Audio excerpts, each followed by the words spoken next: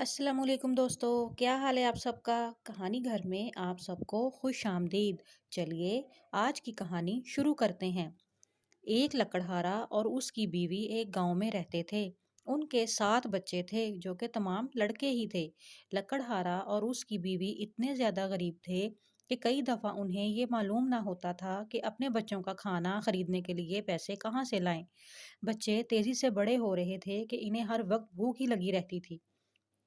البتہ سب سے چھوٹا بیٹا والدین کے لیے سب سے زیادہ پریشانی کا باعث بنا ہوا تھا۔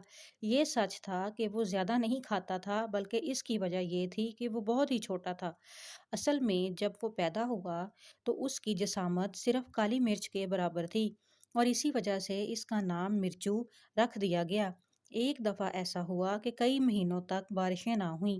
پورے علاقے میں بہت بڑا قحط پھیل گیا اور جلد ہی لکڑہارے کے پاس کچھ نہ بچا تھا جو وہ اپنے خاندان کو دے سکتے۔ تمام جمع پونجی ختم ہو گئی تھی اور کھانے کے لیے کوئی چیز نہ بچی۔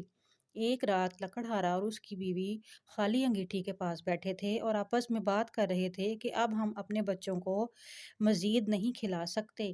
جب بچے صبح کھانے کے لیے اٹھتے ہیں تو ان کے کھانے کے لیے کچھ نہیں ہوتا۔ شوہر نے اپنی بیوی سے کہا کہ صرف ایک چیز ہے جو ہم کر سکتے ہیں۔ ہمیں چاہیے کہ بچوں کو جنگل میں لے جائیں اور وہیں چھوڑ دیں۔ ہو سکتا ہے کہ کوئی امیر آدمی انہیں دیکھ لے اور ان کو اپنے گھر لے جائے۔ مجھے یقین ہے کہ وہ ان کی بہتر دیکھ بھال کرے گا۔ لیکن جب ماں نے یہ سنا تو وہ بہت دکھی ہوئی اور رونے لگ گئی۔ لیکن جب رات گزرنے لگی تو وہ اپنے شوہر کے فیصلے سے رضامند ہو گئی۔ آخر کار وہ دیر تک جاگتی رہی اور وہ ایک ماں تھی۔ وہ اپنے بچوں کو بھوک سے مرتا ہوا نہیں دیکھ سکتی تھی۔ وہ سوچتی رہی اور کوئی دوسرا طریقہ اس کے ذہن میں نہ آیا۔ اس نے خواہش کی کہ کاش 7 کی بجائے اس کے 3 بچے ہوتے، انہیں اچھا کھانے کو ملتا اور وہ بہتر طور پر پرورش پاتے۔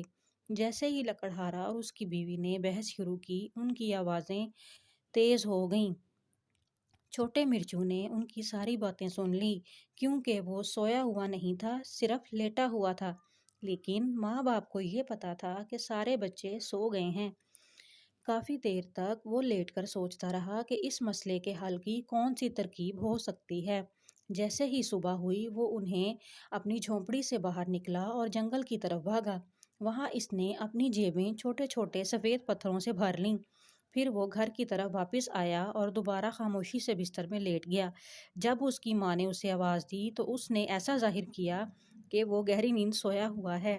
تھوڑی دیر کے بعد ماں نے اپنے لڑکوں کو بتایا کہ ہم سب جنگل کی طرف جا رہے ہیں تاکہ گھر میں آگ جلانے کے لیے لکڑیاں اکٹھی کی جا سکیں، کیونکہ کھانا خریدنے کے لیے ہمارے پاس پیسے ختم ہو گئے ہیں۔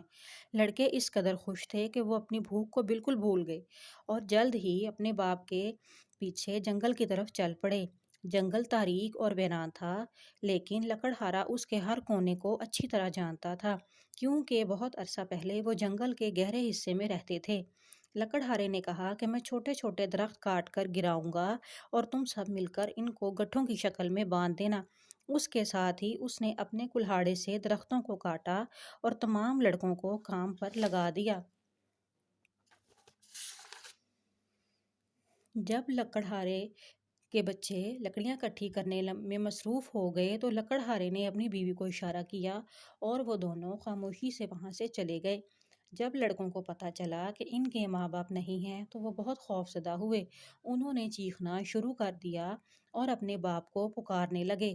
وہ سب یہ سمجھے کہ ان کا باپ شاید ان کے ساتھ کوئی شرارت کر رہا ہے۔ البتہ کافی دیر تک جب ماں باپ نظر نہ آئے تو انہوں نے زاروں قطار رونا شروع کر دیا۔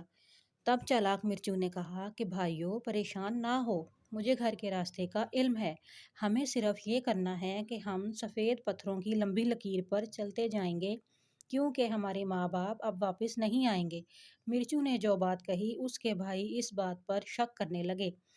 اپنے بھائیوں کی اس بات پر مرچو نے اپنے ماں اور باپ کے درمیان ہونے والی تمام باتیں اپنے بھائیوں کو بتا دیں اور پھر یہ بتایا کہ کیسے اس نے اپنی جیبیں پتھروں سے بھری تھیں اور ایک ایک کر کے انہیں راستے میں گرا دیا تھا۔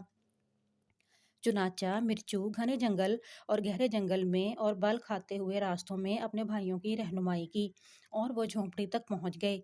मिर्चू ने आहिस्ता से कहा कि शायद हमारा खुश दिली से इस्तकबाल ना किया जाए। आओ हम कुछ देर झोंपड़ी के बाहर इंतजार करते हैं और देखते हैं कि अंदर माँ और बाप किस बारे में बात कर रहे हैं। उस दिन जब लकड़हारा और उसकी बीवी जल्दी घर वापस आए तो चांदी के 10 सिक्के इनके घर में पड़े हुए थे। दरअसल ये एक कर्ज की अदायगी थी जिसे वो काफी अरसा से भूल चुके थे। इतनी बड़ी रकम देखते ही लकड़हारे की बीवी ने खुशी से रोना शुरू कर दिया। लेकिन जब उसे याद आया कि वो अपने बच्चों को दोबारा कभी नहीं देख सकेगी तो उसने सिसकियां भरनी शुरू कर दी। उसने कहा कि अब ये रकम उसके किस काम की, मैं कैसे अपने बच्चों को घर वापस लेकर आऊं। उसने रोते हुए कहा, शायद अब तक तो भेड़ियों ने उन्हें खा लिया होगा। यही सब कुछ तो मिर्चू सुनना चाहता था। उसने धक्का देकर दरवाजा को खोला, दौड़कर अपनी माँ के पास चला गया। उसने उसके भाई भी उसके साथ थे। हम सब बिल्कुल ठीक हैं, बच्चों ने कहा। उस रात माँ बाप ने अपने बच्चों के लिए बहुत अच्छा खाना बनाया और सब ने खुशी से खाया। उसके बाद लकड़हारा, उसकी बीवी और सातों लड़के अपनी झोंपड़ी में हंसी खुशी रहने